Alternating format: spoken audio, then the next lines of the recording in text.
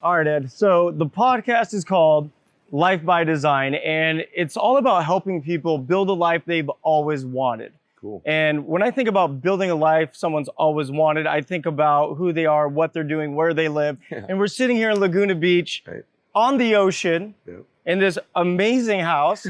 And this is kind of a life that you designed, Yeah, that's for sure. right? So what a lot of people don't understand, there's a lot of struggle before you get to the success. So today I kind of want to talk about you can't really enjoy the success without the pain and the struggle. Sure. And I just want to kind of tell people your story and kind of tell them and teach them how you design your life. Yeah. So I kind of want to start early on with your career. Yeah. Because a lot of people do know you and some people might not know you. Sure. And you're from Diamond Bar, you said, right? Yeah, I grew up there. Yeah, my wife and I both did.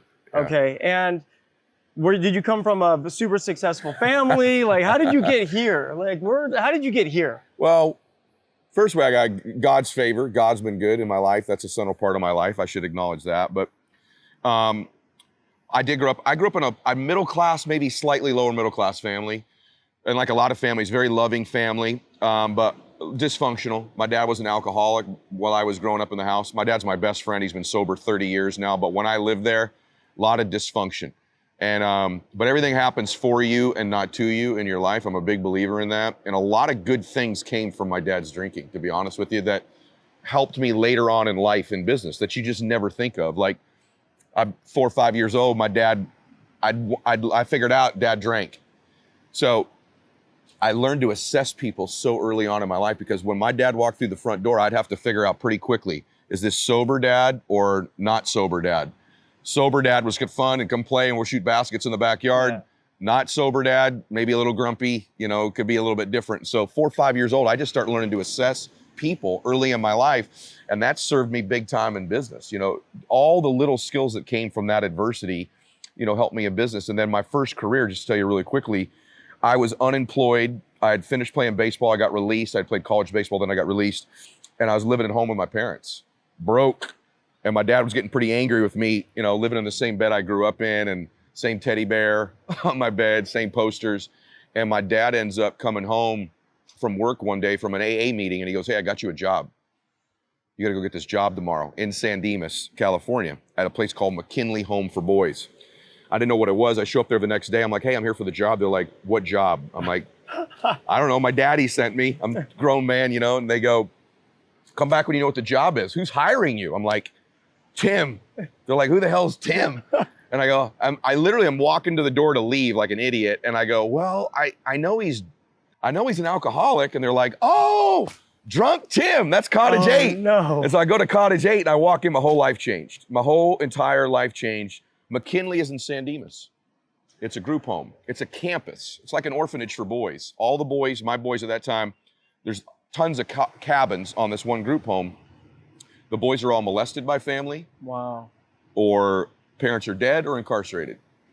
And so I walk in this cottage, Cottage 8, and instantly my life changed. There's these 10 boys. They're looking back at me. And anybody who comes from any dysfunction in their life, any abuse, our eyes are a little bit different. Like I notice this in children and adults. Like I can tell if someone's had it rough. And people that have these eyes we just want someone to love us, believe in us, care about us, teach us how to live better, And I instantly, my life altered. I was this egomaniac baseball player. All of a sudden it was like, my life was about these boys. I was there Christmas Day, Halloween, when they came home from school. I was like their father, their big brother. And I went, "Oh my God, I love helping people." Yeah. Never occurred to me before. I love serving people. I love making a difference. And from that day then, as my business career took off, it's what I do now. It's what I do with adults. I love people. I care about them. I believe them. I teach them how to live better. So if my dad weren't an alcoholic, I wouldn't have learned how to assess people. I wouldn't have got the job because he wouldn't have been at the AA meeting. And I wouldn't have connected with these boys if I didn't come from that kind of a family. So it all came together for a reason. So I love everything you said about that. Yeah. And I always tell people, in life, it's a series of ups and downs. You're going to experience pain, and it's what you do with it. Yep. So you didn't just fold. You took the pain and you use that as fuel to become better and then give back, and you learn from it. Because I do believe there's a positive to every negative. Correct. In every negative situation, there's a positive. Yep. I know this isn't about me. My divorce broke me. Yeah. I don't know if you see these eyes, but I've gone through some things myself. Yes. And I appreciate every single moment today because I no longer feel the way I felt. And You do have those eyes, by the way. I've been through some things, and that's why I love giving back too, because there's no gift like giving someone the gift of happiness. Agreed. The best thing you can do for someone is put a smile on their face, and I'm a big believer in that. That's wonderful, man. And I really believe that, and that's actually really why the main reason I'm doing what I'm doing. Me too. And I love it. Like I love it. Like you said earlier, right? You said you don't have to do this. Like you're here, right? But you want to do, and it's a great feeling to give back and really help people. Yep. So how old were you when you were working at the boys' home? 21, 22. And you said something brilliant there, man. I just want to acknowledge, it's not the events of our lives that define us. It's the meaning we take from the event. So when an event happens, the direction of your life is going to be altered by what does it mean to you? So if you lose a career, you lose a marriage, you lose something in your life. Is the meaning of that you're a loser, you're not worthy? The meaning you attach to that event, there's something wrong with me? Or is the meaning of that event that relationship prepared you for the ultimate one? That the experiences you got through that business that failed are going to prepare you better the next time? Everything in our life is the meaning we attach to the event. So the people that are listening to this or watching this, begin to build the muscle of attaching meanings to events that serve you. Even if they're not even always true, I'm conscious all the time of what's the best possible meaning I can take away from this situation. And that serves me because it changes your emotion. Here's how it works. An event you attach meaning to, that meaning creates an emotion, and that emotion drives your life. Right. So people always focus on the emotion. I want to be happier. I want to have more joy. I want to be more pumped up. Go all the way back to the events that happen and the meanings you attach repeatedly. That'll dictate the emotions that you get in your life, because we get addicted to emotions. We get addicted to, if you're an unhappy person, you find events and meanings to get you more unhappiness. If that's your addiction, if you're down, if you're depressed, you find things to give you that emotion. The reverse is true. If you're blissful, joyful, my mother-in-law just walked by. Yeah. She's this good Christian woman, man. Everything comes back to the Lord from mother-in-law. The wind's blowing. Thank you, Jesus. You know, no matter what event happens, she attaches God's goodness to it. So she's not a rich woman, although she got a rich son-in-law. Yeah. She's never had tons of money in her life, but she's so happy. She's grateful. Because of the emotion she gets to live with, is bliss, is joy, is faith, because she's always attaching those meanings to the events. See, it's funny, so I love that you just talked about that. So I like to talk about defining moments all the time. So what I call a defining moment is a moment in your life that changes the trajectory of your life. Yep. Like when I got, the second my ex-wife walked out the door, that was a defining moment. Sure. Second I found out I had cancer, defining moment. Second time, when I found out I had my second cancer, defining moments. And it's all about what you do with those moments. Wow, bro. So what I did is I faced all these defining moments, and I said, how can I take this as a lesson to improve? And every single time I face a hardship, I try to grow from it. And people see us happy. Like, I'm not happy all the time. You're not happy all the time, but we do our best to be happy. Correct. And the road to success is a series of ups and downs. It's a struggle. Absolutely. And it's all about what you do with it. So before you worked in the boys' home, you were big into baseball. You were playing college baseball. Yep. And so I played a lot of baseball too. Baseball was my obsession most of my life. I thought I was going to be a professional baseball player. I thought all these great things were going to happen. My shoulder went bad when I was 16 years old. I could not pitch anymore. Like my nerves were just done. Shot. Wow. And I remember being devastated. Yeah. And you made it farther than me with baseball. So when you found out you weren't going to be playing baseball anymore, you said you didn't have a backup plan. Yeah, I did not. That was devastating. Again, for me, it was the meaning I attached from it. I had to get real. The truth of the matter is, you know the truth? I was just telling my son this. He's a competitive golfer. He goes, Dad, like, if you could go back and talk to your younger self when you're playing ball, what would you tell yourself? It's a pretty good question. And I said, I'm going to tell you the truth, Max. I never really believed in myself. I never really believed I was that good. And when I was doing well, I thought it was a fluke. Maybe a lot of people can relate to this, even in life, even when business starts going, you're like, I'm not this good.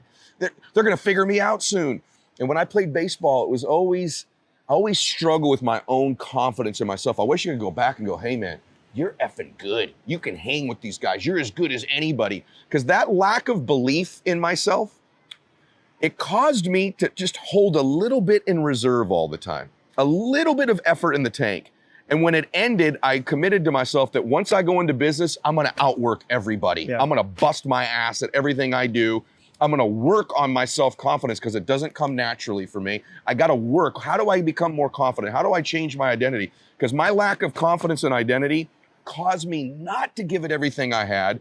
And that's why that career ended. And so I attached the right meaning from it. I had to get better. And I was honest with myself about it. And that was like one of my defining moments is when baseball ended for that reason. So no, I love everything about that. I mean, so I feel like mindset is so important. And I also feel like as you become more successful at anything you do, your mindset becomes more powerful. Yeah. So a lot of people will say, oh, Ed, you've already done this, you've already done that, but you didn't wake up there. It was a struggle, but you had to believe in yourself to get to where you got. Big time. And that's why I'm such a big believer on mindset, because that's the most important tool. You don't have to be the smartest guy. You don't have to be the fastest guy. You just have to be the one that's willing to believe in yourself and show up. Yeah, and work on it. Don't you think? Like, it's a muscle. Like, I think when you see someone like you or I, and I really appreciate your vulnerability about the challenges you have too. I have them too. I connect with people who don't want everybody to believe they're perfect, because none of us are, right? I'm a man. I'm a flawed man, right? But it's a muscle. When you see someone who's got self-confidence like you have, or maybe they think I have it, you know what you ought to notice with someone like me, at least I can say, is that I'm this way because I had to work so hard to even get to a baseline of a normal person. My natural self-esteem, self-confidence, my life experience had me really low, man. So I had to learn the strategies and techniques and read the books and go to the events and now follow the right people on social media, for those of you. I had to learn how to build this, like you build a bicep. I had to learn how to build my mindset, my identity, who I believed I was. And so if I can do that, you can. It's like any other muscle. When you work at it, when you train it repeatedly over and over again, you can get a world-class mindset. And I feel like it's the most valuable asset I have. You could take my house, my jets, my other homes, my money away, but I got this thing here going now, man. I think you could plant me anywhere, and I really believe I could find a way to regenerate all this again. Because you can. Yeah. because once you do it once, you can do it twice. If you can do it twice, you can do it 3 times. Yeah. So what I really want to know. Yeah. So you grew up, you were young, your dad was alcoholic, you grew up in Diamond Bar, middle class, you did all these things. Yeah.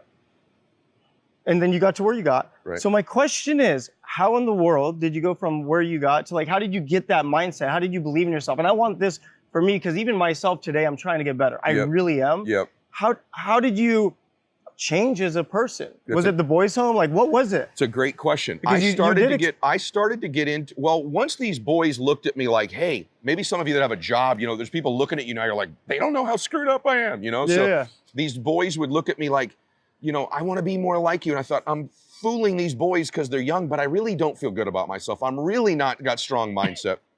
And so I dove into personal development. Tony Robbins, other people like that, reading the books, working on the techniques, except I really worked at this stuff, right? And so I'm a big believer, like your identity is the driving force. It's the most powerful force in your life, is for you to be consistent, the external results of your life, to be consistent with the internal identity you have, which is, and your identity is the thoughts, concepts, belief, and like worth you really believe to be true about yourself. And what it is, it's like a thermostat. Right over there on the wall, there's a thermostat on that wall. It regulates the temperature in that room. It's set at 75 degrees. No matter what externally blows in that room, if it's cold air, you know, 50 degrees of cold air, the thermostat kicks in and heats the room to 75 degrees. If a bunch of hot air blows in there, like if I'm talking a lot, right? 90 degrees of hot air, the air conditioner cools that room back to 75 degrees. That's your identity in your life. That's why over and over in your life, maybe you've been in a good relationship, and then it's not so good and it ends. You got 90 degrees of love in your life, but you think you're worth 75. You will unconsciously turn the air conditioner down and cool it back. Maybe you've made some money in business and it's gone really well. You got 100 degrees of money, but you still believe you're a 75 degreeer. It'll seem coincidental. Your car breaks down, someone needs a loan, a client cancels. All of a sudden you're back at 75 degrees. This thing, this invisible force called your identity, drives every single thing in your damn life. It's the thing, right? I'm here because I moved from 75 to 90 to 120 to 150. And I did it, to answer your question, I did it through 2 things. One, my self-confidence comes from something very simple that nobody teaches. Self-confidence is a very simple process. It's the habit of keeping the promises that you make to yourself, that you make to you, not to other people, that you make to yourself. Simple things like what time you're going to get up, how many phone calls you're going to make in a day, delivering on commitments. When you meet someone with self-confidence, here's what they are: self-trusting people. They trust themselves. You meet someone that lacks self-confidence, this is someone who's consistently broken promises they make to themselves. Okay, I love this because I just spoke about this. Okay. Like, I did. So, but mine, it was about competition. Like, I don't compete against others, I compete with myself, meaning I compete that I'm gonna wake up at 5:30 a.m. tomorrow and go to the gym. Yeah. I'm gonna go make 600 phone calls when I was young. Yes. So that's how I built my confidence. Me because too. I would hold myself accountable to my own goals. Bingo. It's not So important. you're failing yourself. You are. It's not just doing the action, it's being intentional and aware of giving yourself the credit. It's like a deposit in the bank account of your confidence. I did it. I did it. I did it. I did it. All of a sudden, you transform yourself, man. So I'm a self-confident person because I didn't used to be. I started just keeping promises to me. What time I got up, what I was going to eat, when I worked out, how many phone calls, what I was going to do, where I was going to be. All of a sudden, when you keep the small promises, check this out, everybody. When you keep the small ones repeatedly and you stack those, you start keeping the big ones. Yeah. You can't keep the big ones if you don't keep the small ones. That was one. Two, I'm massive, and I know you are too, man. That's why I'm glad we've met, because I followed you for a while. You followed me. We're going to be friends. And one of the reasons we're going to be friends, one, I like you, but two, I'm addicted to adding people to my life who live at high temperatures, because your thermostat is altered by the proximity of other people around you. Yes. You always hear, it's you're who the 5 people are you hang around in your life. Great. Why? Here's why. Proximity has power. Let's just use finances. If I'm a 75 degreer financially, and I am repeatedly hanging around 120 degrees financially, they heat me up to about 100. Yes. Okay? In faith, I'm struggling with my faith. I'm a 75 degree. I start surrounding myself with good, godly men that live at 150. I become a 125 over time. So proximity to great mentors, not just mentors, friends in my life.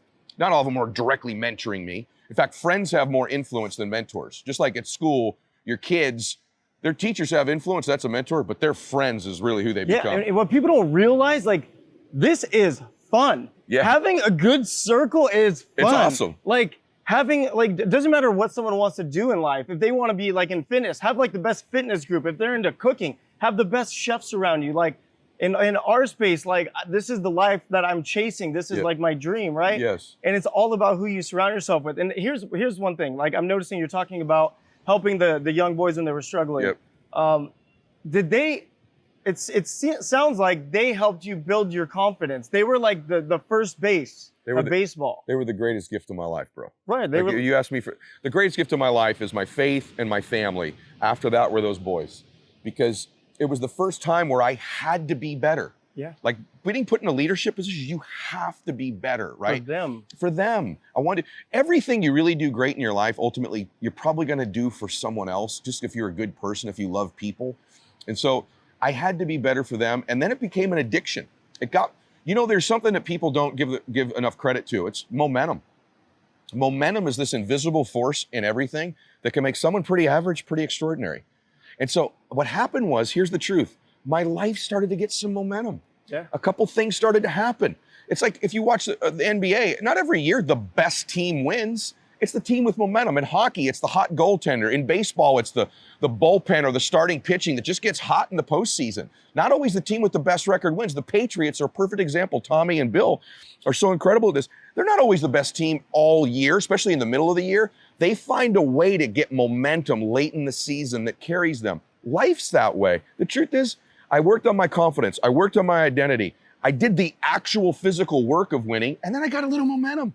Momentum made me better than I probably really am. Yeah. You've had it too. I've watched it in your life. And then once you get a taste of it, right? Once you get a taste of success of whatever it is you're doing, it becomes addictive. Like, that's right. I think addictive personalities are great because me too. I'm obsessive. Like if I try something, like when I first got into real estate, okay, it's not about me, so I'll be real quick. No, yeah. My first 7 months in real estate, I made no money, totally broke. I was living in my mom's garage. I was at my real estate office. This lady's talking about how stupid people are for paying some guy to coach them. I'm like, wait a minute.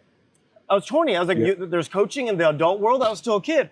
I went out and signed up for coaching. 120 days later from the day I signed up, I made $120,000 in commissions. Wow. Moved from my mom's garage to that $1 million house. And because I got a taste of it. My gosh. So like what I love about you is you got a taste of being a leader, and all of a sudden people are looking up to you. And guess what? You hold yourself accountable. Yep. And when someone's looking up to you, you know that job's important. Like it's a really important job. Brother, I love that because I got to tell you, I just got to feel like we have such a good rapport. It's interesting because the way you hear someone's stories, and then I won. Well, actually not with me. I had false start after false start. I'd win, then I'd lose. I'd win, then I'd lose. And I think sometimes people think, how come I keep having these setbacks? You talk about defining moments. It's amazing for me to this day. There are many mornings, not every morning, but a lot of mornings I'll wake up, I'm like, my backyard's the damn ocean. Are you freaking kidding? My wife and I would walk on these beaches when we were kids and we were teenagers, we were dating. I could say, babe, I'm gonna get you a place on one of these beaches. So I had no idea I was gonna do it. I didn't even know, I used to wonder, who the hell are these people that live here? Like, they inherit all their money? Who are they? And so we moved down to the beach after we got married, literally about a half a mile from here. I was in a condo and I was going broke in business again. I was struggling. And I'll never forget it because I walked out to the park, or she walked out to she had to go get a job to support us. That's how broke I was. And she came back in, she goes, babe, you're not gonna believe this. On top of everything, my car got ripped off last night. I'm like, oh my gosh. Lo and behold, I found out later in the day, her car wasn't ripped off, it was repoed. Lost our power. But here's the defining moment. This is why I appreciate this water here. You're gonna believe this. We got our water turned off.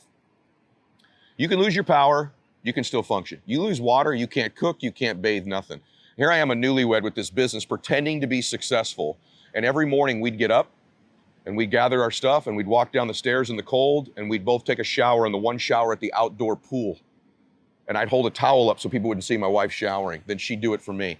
Completely ashamed, we'd walk back up the stairs afterwards.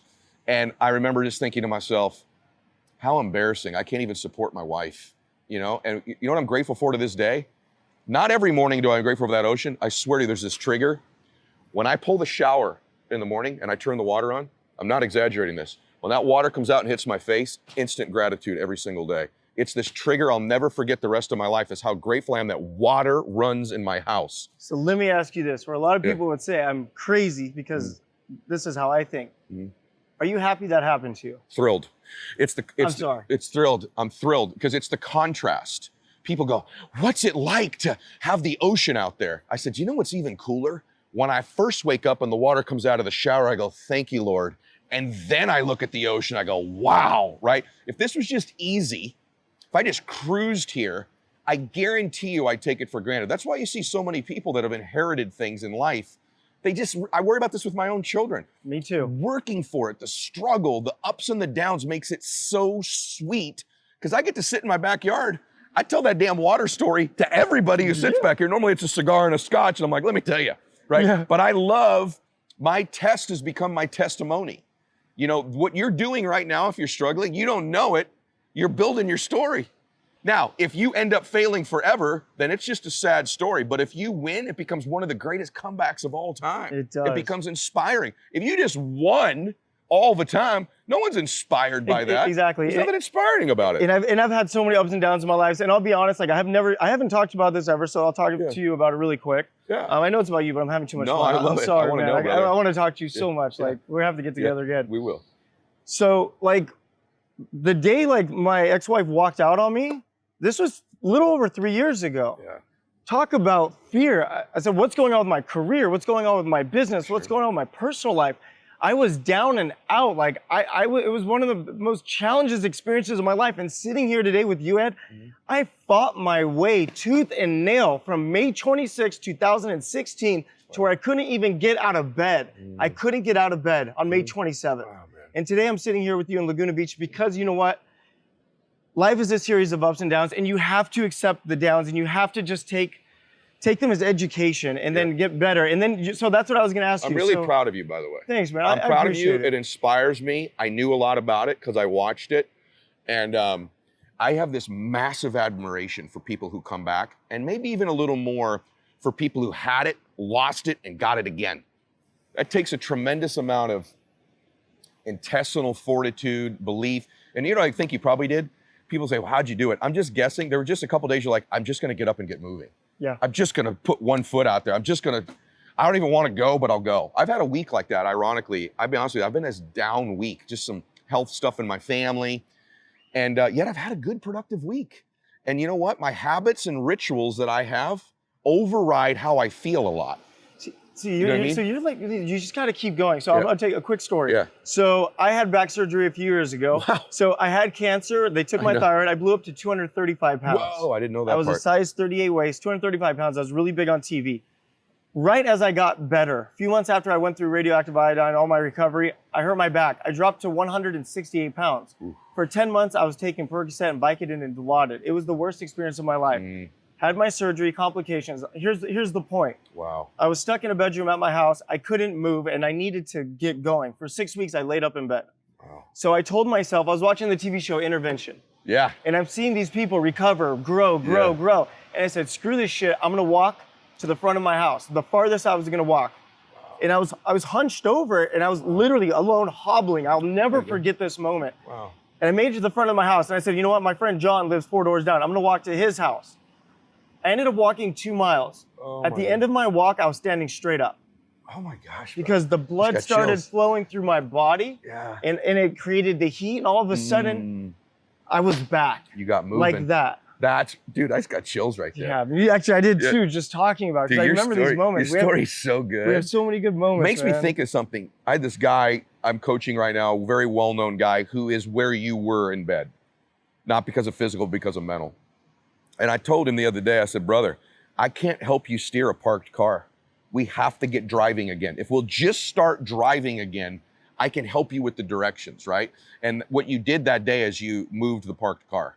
And that's what most people listening to this, it's like, hey, I know you're down. I know things are struggling. You got to get moving, man. You got to get up. You got to, because here's the thing. Here's the truth. You're going to get up eventually. Yeah. Do you know that? Like, you're not going to die laying there. Yeah. You're going to get up. Yeah. So let's just get the fuck up right now. Excuse my language, right? But let's just let's get up right now. Like, you're going to get up anyway, eventually. You might as well do it right now. Let's just get moving now. And you're just delaying the inevitable anyway. Sometimes I want to shake people because I want them to know the truth. It's like, just give it 3 weeks. Yeah. 3 weeks, wake up at the same time every day, eat the same meal, go to the same gym, just for 3 weeks. And I promise you, if you can go 3 weeks, your confidence will double. Totally agree with you. Everything you're feeling will improve. Yeah, the cool thing about being really down is it is easier to create momentum with simple things. It's like, if you were rocking and rolling, you getting up and walking 2 miles would have done nothing for you. So there is an advantage to have nothing going good. That momentum thing we talked about earlier is a lot easier to create because it's so bad, right? So if things were good, you getting up and walking to your front door and then walking to your buddy's house and be like, well, whatever. Yeah. But because it was so bad, it allowed that simple step to be a massive momentum catalyst. Yeah, and that's why pain is part of the process, and that's why you can't enjoy success as much without that pain. Yeah. So like I made that $120,000, and it wasn't 120 days, it was 90 days. I was wrong, it was 3 months. It was life-changing. That's like crazy. 20-year-old kid living in Buena Park in my mom's garage. That's big bucks too. Like overnight, like I moved in this big house. I thought, I made it. I was like, whatever. I had no furniture. I slept on a mattress on the floor. I remember I got new carpet. And I didn't want to ruin my new carpet, so I bought a TV and I laid out pillows and put the TV on the pillow so it wouldn't put like lines in my car. I was 21 years old. That's awesome. I had no idea what to do. But then at 24, 25, the real estate market turned. Yeah. Everything I was doing stopped working. I would work 20-hour days, and I'm not kidding. I know you've done the same. 20 hours. People said, no. Did. Absolutely. I relate. Not a dollar. Made nothing. Lost everything. Like you, I had to sell my houses, my cars. I had to move into this little apartment. And I remember it was the most defeating experience of my life because I was like, I'm 25 years old and my life's over. Yeah, I relate to that. It's over. Yeah, it's never going to happen again. Like all this shit, right? Yep. And guess what? Anybody like watching and listening, you're going to fail. And remember, you're going to come back. Just be ready. Right. Like you have to. Yeah, that's the whole thing. I know almost nobody. I almost know nobody who just won. You know what I'm saying? Like my neighbors here, or my ones in Idaho, or, I'm just trying to think of someone who just won the whole time. I don't know anybody. My favorite part of meeting successful men and women is this part of it. Tell me the up part, now tell me the down part. Tell me the up part, now tell me the down part. Stories. Yeah, and I have such admiration for guys like you, because I think when you have one on some level, you kind of know, like, man, this is a brother. Like, he had to go through so much to get where he is. I just have this instant admiration for people. And now hearing yours, it's like 10 times. I didn't know. I knew the cancer. I knew about your divorce, but I didn't understand the extent of all this. Yes, and so many different things. Like, in life's a battle. Okay, so we're talking about pain, right? So you grew up, it's got to be rough, alcoholic father. You had struggles. You couldn't afford your water, all these different things. And what would you say was the most painful thing you've ever been through? Wow. I may be going through it right now. Probably now. My dad's really sick. And my dad is my best friend. that's so sick that we're in the danger zone, but when you get really close or you do lose somebody, like I'd lose money, I could lose a house, I could losing people, whether they've actually physically passed away or you lose a relationship you love. One of my biggest regrets in business is that I had some great friends with me initially that we were on the ride together and they didn't stay for the duration. And so now their lives maybe aren't like mine. And I just wish they had come all the way with me. Those of you that have partners that are close to you in business, try to stay together, man, if you can.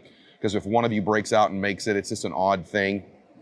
Just losing people in my life has been something that I don't deal well when I lose people. Whether even simple thing like losing contact. One of the things when your life changes and you get wealthier, you know this, you've had it happen. Like just life circumstances can sometimes cause you not to have as much in common with like people you grew up with or that are very dear to you.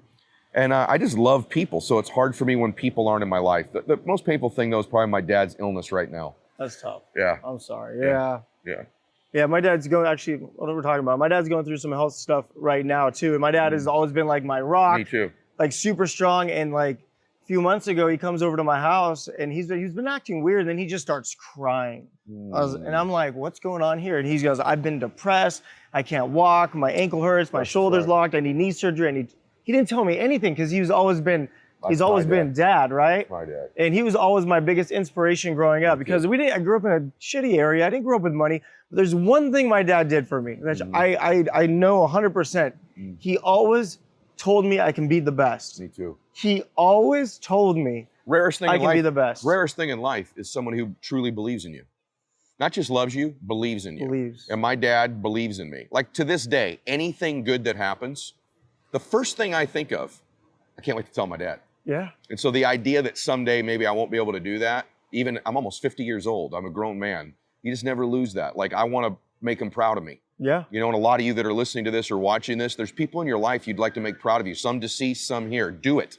Like freaking do it. Like get after it, make them proud. You know how much they believe in you and love you? They're right. Prove them right. You know what I do? Because we're so similar. Yeah. So like I send myself emails, random emails all the time saying, call your mom. Me too. Send your mom flowers. Like, Me too. Like yesterday, my mom, okay, I'll give you an example. Like Yeah. she's gonna find out anyway. Yesterday, my mom, she was complaining. She drives an older car and like her light wasn't working. And I was thinking about like, what am I doing? So I'm gonna go buy her a new car. That's awesome. I'm getting her a Tesla. It's her dream car. I love that, dude. And it's That's like, awesome. and I'm like, what? Why didn't I do that before? So I constantly remind myself that we're not here forever. You got it. We have to appreciate and love the ones around us, and really, and actually, truly give a shit about not only our family but our friends and everyone around us. I'm that way. My mother-in-law is walking down on the beach down there, as you know. And I did something similar like that, not to talk about what we do, but when my father-in-law passed away, there was some situations with their home. And I remember just going, I'm just going to pay it off. Just buy her the house. So she lives in a house that's paid off. She's got no bills, you know, nothing like that. Like I would never want her to have any worries or fears in her life. And that's one of the blessings of having, you know, done well in business, is being able to do things for the people you love when they need you. And that's a gift. It's a gift of freedom, not money. It's like you took away that stress and you didn't do it because, oh, I'm at Mylett and I have money. You did it because you know that she needed it. Right. Oh, and the thing about getting money too, people ask me a lot about that. You know, if you're not happy, if you can't find a way to be happy where you are now, you're just going to bring you with you to your big mansion.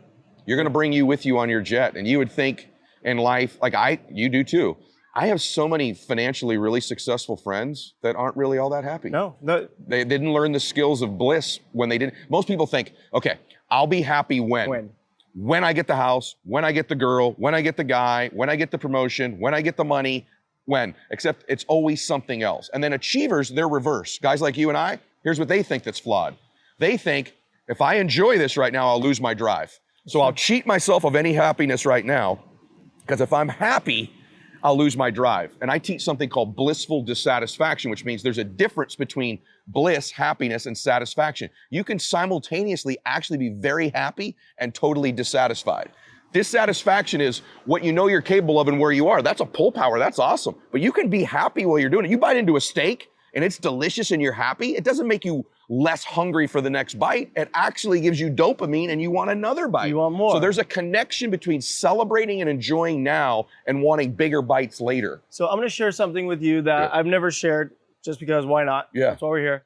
So in 2016 was my biggest financial year. Did 8 figures in income, Awesome. which was like, that's the dream. Yeah. 7 figures are like, I remember the 7, but to hit 8, I was like, oh. It's a big difference. Right, in my whole life. But guess what? It was the most miserable year of my life. It was the worst year of my life.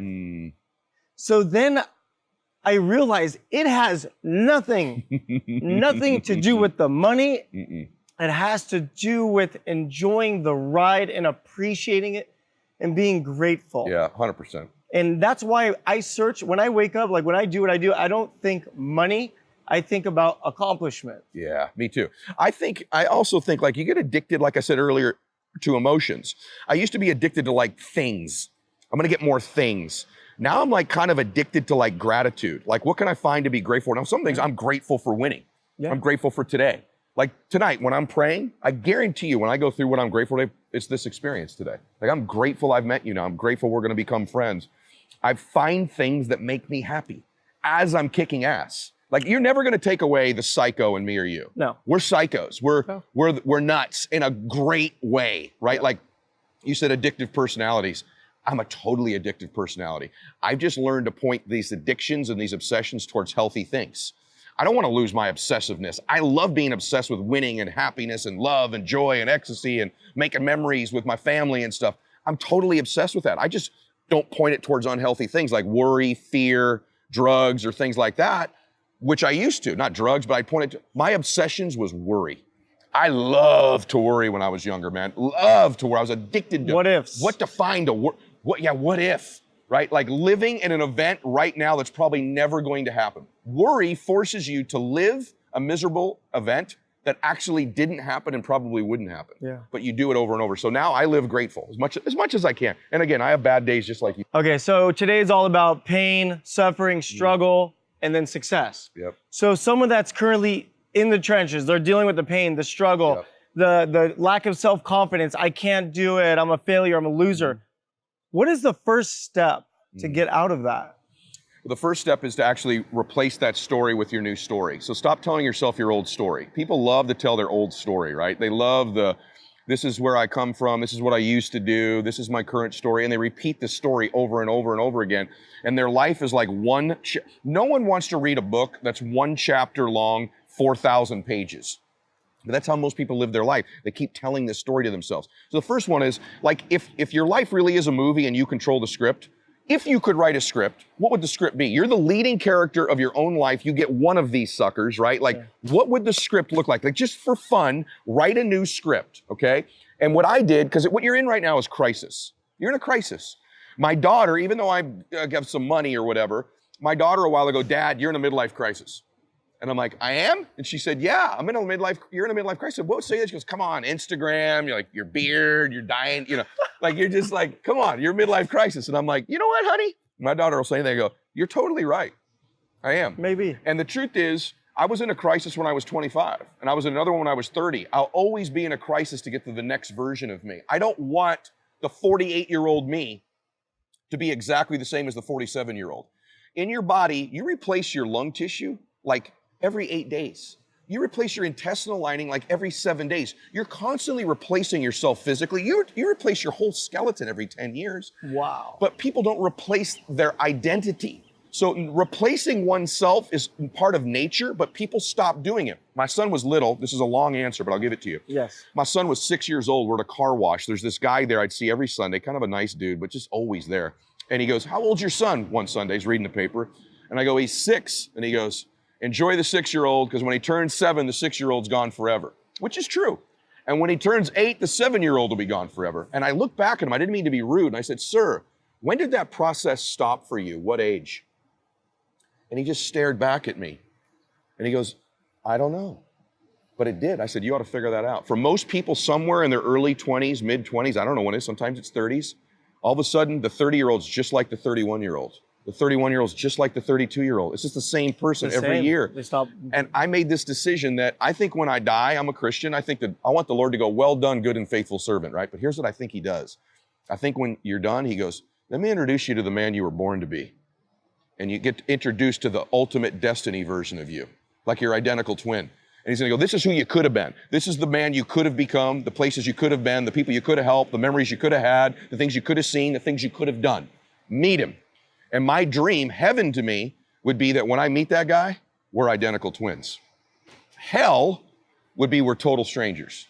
You imagine meeting who you could have become? I got chills. And you're total strangers. So for me, what I'd recommend, every decision I try to make is I ask myself, is what I'm doing right now putting me closer to that ultimate version of me or not? And where you are right now in the long story of what your life is inconsequential as long as you end up being that man or woman.